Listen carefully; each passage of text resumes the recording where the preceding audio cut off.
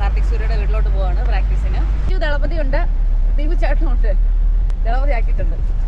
അതുപോലെ എനിക്ക് അവിടെ പോകുമ്പോൾ ആദ്യത്തെ ദിവസം ഭയങ്കര പേടിയായിരുന്നേ. കാരണം ഭയങ്കര ടെൻഷനായിരുന്നു.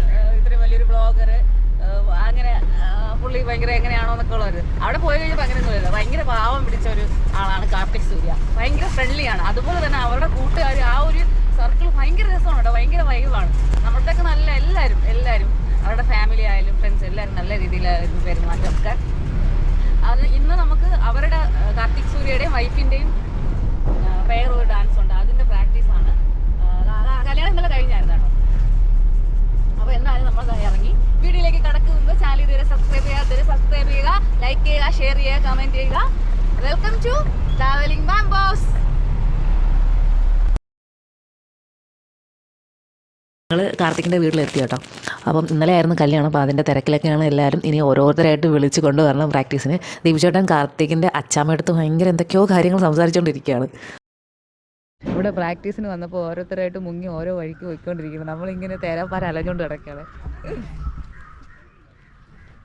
എല്ലാവർക്കും ഭയങ്കര നാണക്കാർ. ചൂണ്ടളല്ലേ? തോട് മീനുണ്ടോ?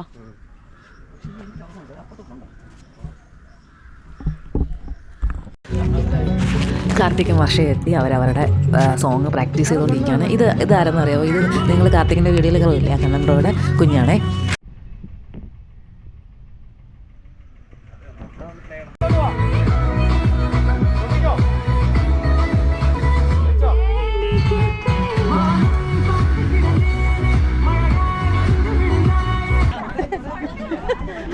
കാട്ടുമല്ലി വരുമോ?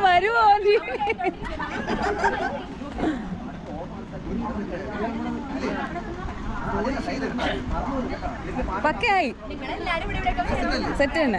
ആ ഓർമ്മിച്ച് വെച്ചിരുന്നാൽ വേറെ ഒന്നും.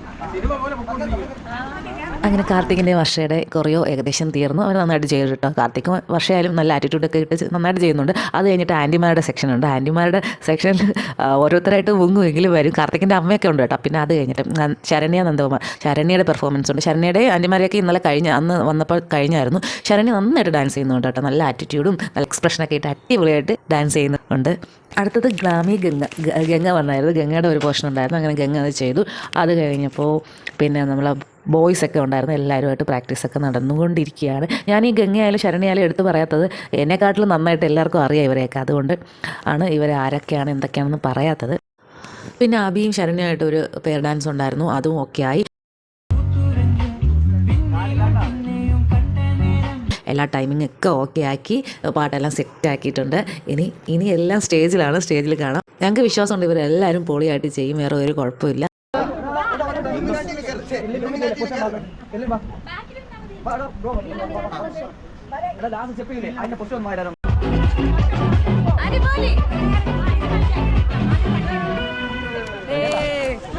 അതൊക്കെ കഴിഞ്ഞിട്ട് ഞങ്ങൾ നാളെ പോത്തീസിലോട്ട് വന്നു കേട്ടോ.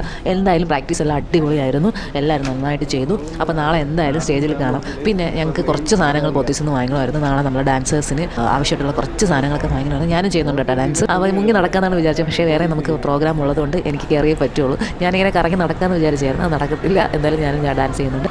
ഹലോ, അപ്പോൾ നമ്മൾ എല്ലാ പരിപാടികളും കഴിഞ്ഞു, പ്രാക്ടീസൊക്കെ കഴിഞ്ഞു.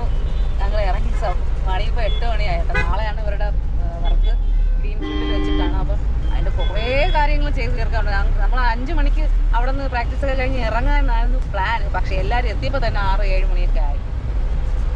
അപ്പോൾ ചാനൽ ഇതുവരെ സബ്സ്ക്രൈബ് ചെയ്യാത്തവർ സബ്സ്ക്രൈബ് ചെയ്യുക, ലൈക്ക് ചെയ്യുക, ഷെയർ ചെയ്യുക, കമൻറ്റ് ചെയ്യുക. വീണ്ടും അടുത്ത വീഡിയോയിൽ കാണാം. ബൈ.